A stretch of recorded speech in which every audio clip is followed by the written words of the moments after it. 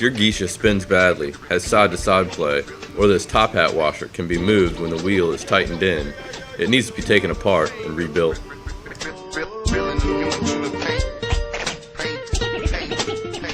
Whenever you remove your Geisha hub, it should be done from the drive side first, and a cone wrench should be used so that you do not disturb the adjustment of the hub. Peace with kind people there to share the life. Nobody's there to fight, we all gonna get whatever's cooking. It's peace on the streets, cops there, never crooked. It's not a rock or a Glock on the whole block. The weather's never too hot, never too cold. Got whatever you need, my brother, whatever you want. You can ride top speed and there's never a bump. You can spend all. Complete removal of the pegs is necessary to overhaul the hub. This may take you a little longer if you do not have super speed like me. Good friends, good beats, and some verses to bust. The girl you can trust, the job where you're not working too much, and some fresh guitar strings. After the pegs have been removed, take off the drive side stud. Turn the driver counterclockwise and pull it from the grips of the clutch deep within the hub. If you have never taken your hub apart, or it's not greased well, you may need to use a rubber mallet to knock the axle out. This pushes the non-drive side bearing out of its outer seat on the other side of the hub. If the clutch did not come out with the axle, turn the wheel around and just pull it out.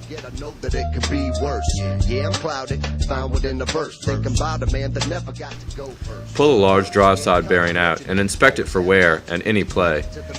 Clean it off and note that the black side faces out.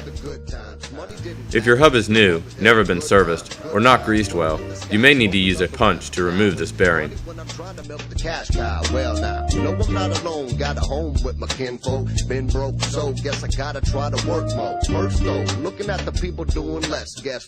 Time to turn on the super speed and clean up these parts. Some days I can't take all the pain. Drive side washer.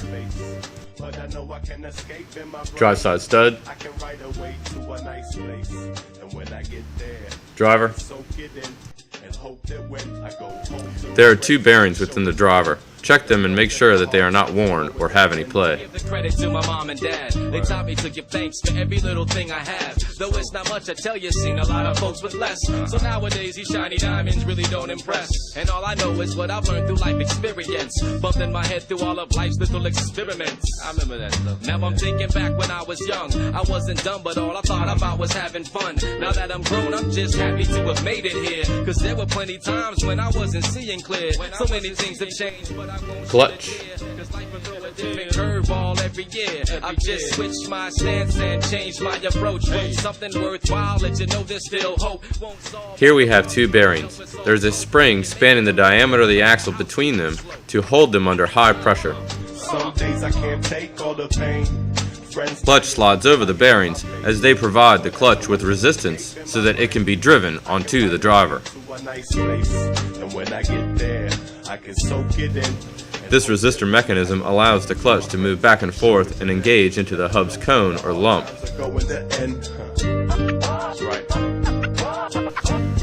Here you can see how the hub shell tapers in. Got way too much talent. Wasted.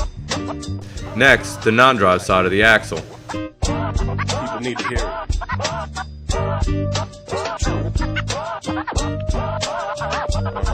I put plumber's Teflon tape on the non-drive side stud to help keep it in place, so I always clean off the old stuff. Right. Either you got faith or you don't have faith. You know, at the very moment that I realized I don't have Next, the hat washer comes off. Then the non-drive side bearing.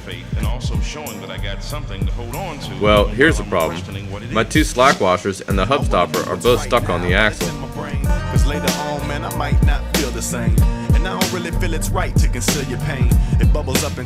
It looks like the non-drive side bearing seat has mushroomed out and trapped the two washers and the hub stopper. It should still work just fine though. When the bearing, the hat washer, and the axle are all tightened up, it puts pressure on the seat and it can cause it to mushroom. This is why I use Teflon and try not to over-tighten the assembly. Let's review our components. Axle stud, clutch, hat washer.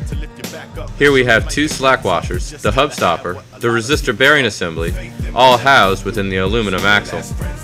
The second axle stud, the driver, the drive side washer, and the non-drive side bearing.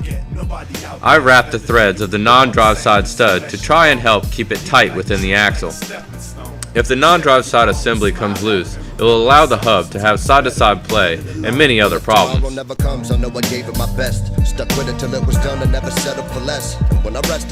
Make sure there is grease deep in between each washer and the hub stopper.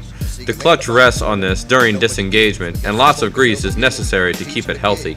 Who am I to judge another man for making mistakes? I made them too and know I've got a few bad habits to break. But for the sake of other people, try to stay on the path. Give my last A drop or two of tri-flow to the bearings in the resistor should keep them rolling smooth. After a greased up hub stopper and some slack washers are put on, the non-drive side bearing can be placed. If you would like more slack in your hub, take washers out, or if you would like less slack, put more on. Faith in whatever you do. Some real ass friends that will forever be true. And even when you feel like you'll never get through, you never forget, nobody out there is better than you. We're all the same, just some flesh and bone. But people like to treat you like a stepping stone. They step to your wrong, smile at it and remember the song. Sometimes it's better. Grease up the end of the non-drive side axle, then slide on the top hat washer before you screw on the axle stud. It's just whether or not I collect my efforts in a method that's correct and what I classify my best. I pacify the rest with a pound and a compliment. I had to try to get off the ground with my confidence. Glad to cry regret when my sound isn't honest and my sad reply is yes. I'm bound by my common sense. Let's crash test the heart and intellect. I like to clamp the stud in the vise to make it a little easier to work on and to lock everything in place. I had to rock the block party, shaken by the aftershock. I laugh a lot at the fools who get juiced up, but the fact is the slaves and the masters produced us. The truth sucks. You want this tight, but do remember not to over tighten, or your axle seat will mushroom just like mine has. Have fun with some lube here.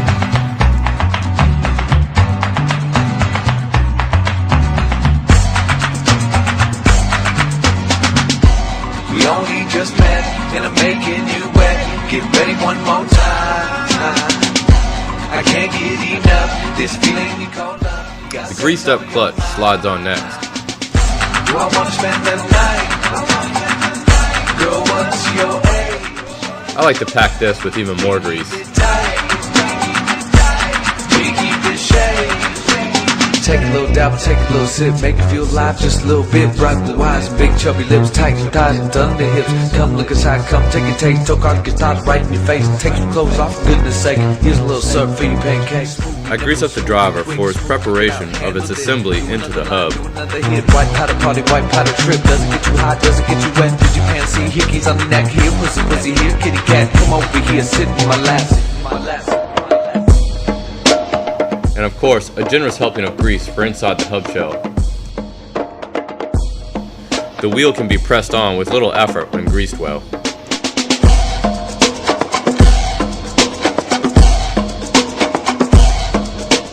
The driver can be screwed on clockwise while pushing down. Clap your hands, tap your feet. It should sit about 1/16 of an inch below the end of the axle. The drive side washer goes on with the bevel facing down. Finally, the drive side stud is screwed on, but only finger tight to take out any side-to-side play.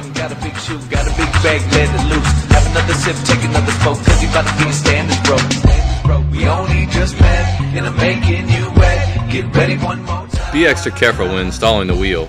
Start with the non-drive side, and always use a cone wrench to ensure no movement of the internals. Fine adjustments are always made to the drive side of the hub. Make sure everything spins great and there is no side-to-side play. Your wheel should spin great now, and the hat washer should be tight.